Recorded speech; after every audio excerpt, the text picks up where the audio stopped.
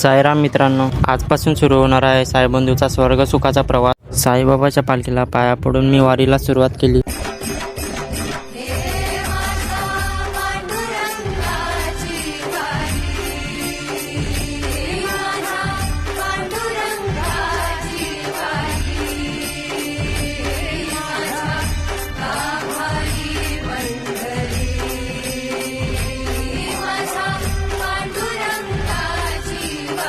पालखी काढल्यानंतर पूर्ण गावामध्ये फिरवली आणि मग निघालो आईसोबत पालखीला। आणि तुम्ही कोणत्या पालखीमधून प्रवास करता कमेंटमध्ये नक्की सांगा। साईबंधूंसोबत चालत चालत आम्ही पोचलो दुपारच्या मुक्कामाजवळ।